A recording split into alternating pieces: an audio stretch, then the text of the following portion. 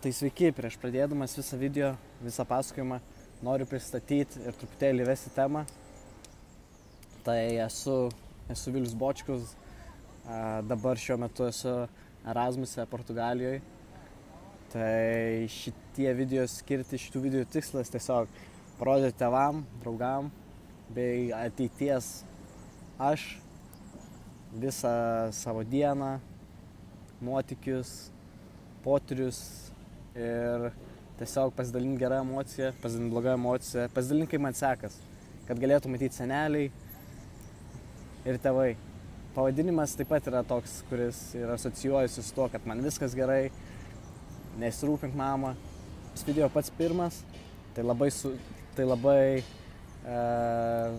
sunku, dar nesu pripratęs prie kameros, sunku žiūrėti kamerą, bet tikiuosi viskas gerai. Toks pirmas blynas, labai norėjau šitą padaryti ir būčiau save griaužęs, jei būčiau nepadaręs, tai geriau padarysiu ir gailėsiuos, kad bloga kokybė, kad kažką blogai pasakiau, negu iš vis nepadarysiu. Tai šiuo metu netgi sėdėdamas esu Porto.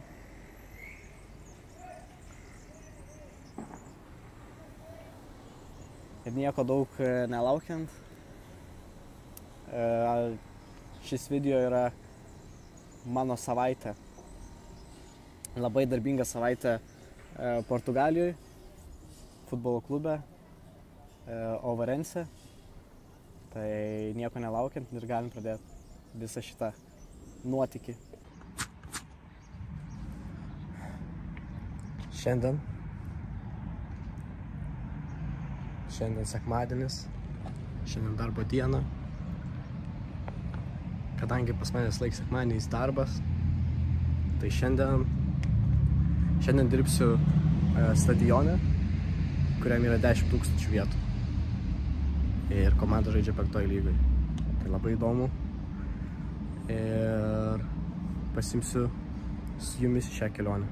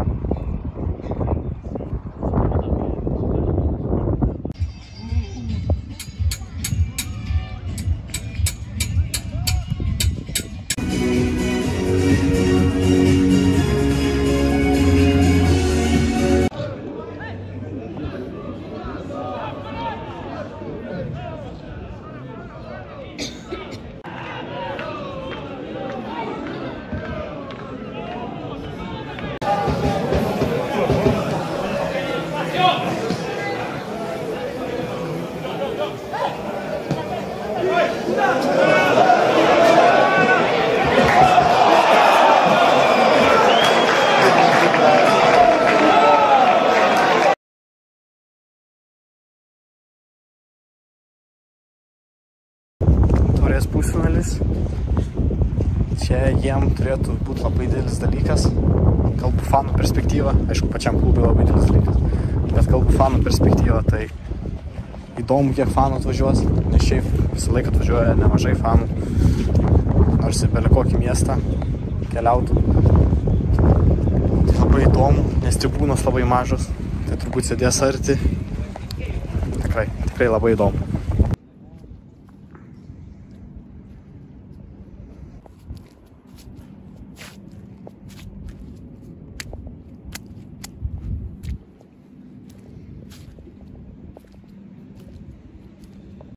From the Ovarense.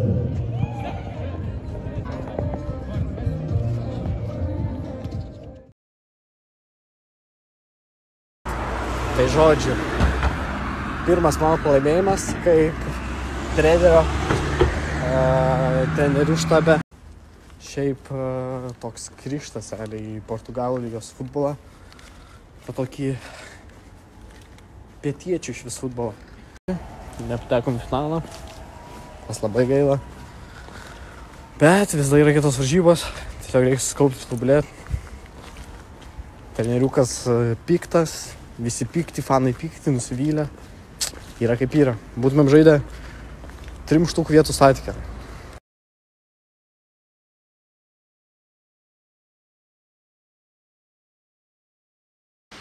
Nu ką, šiandien paskutinės trečias varžybos savaitėj. Tai kol kas vienas laimėtos, vienas pralaimėtos. Ir šiandien tikiuosi bus dar vienas laimėtos. Orelis ne kažką lyja. Vėjas yra. Tai vėjas ant lietus prideda, daro daug šalta. Žolė bus labai sleidi. Praeitas irgi lyjo. Tai mūsų gynėjai nesusvarkė su tuo. Bet gerai, kad buvo ta sintetinė. Prie žolės jie labiau pripratę. Tai gal šį kartą bus geriau. Dabar Lietuvoj šilta. Šviečia saulė. O aš važiavau į Portugaliją, kad būtų šilčiau. Pabėgti nuo šalčių. Ir dabar lyja kaip taip. Savaitę laiko. Kai Lietuvoj savaitę laiko šilta. Bet žinau, kad viskas apsikeis kitą savaitę, nes čia jau prasidės karščiai, o Lietuvoj kaip tik atvirkščiai.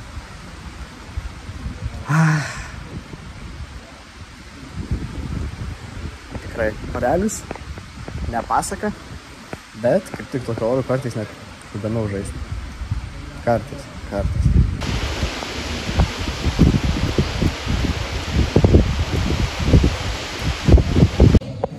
Nu ką, atsinaujino oras, galim taip sakyti, po kelių valandų laiko. Atrodo, kad visiškai kitą dieną. Šviečia saulė, karšta. Orai tokie, kaip Lietuvoj būna permainingi tokie patys. Čia netgi gal būna drastiškiau. Gali lyti, būt bene kaip šalta ir tada vakare 20. Kokie 3. Pam.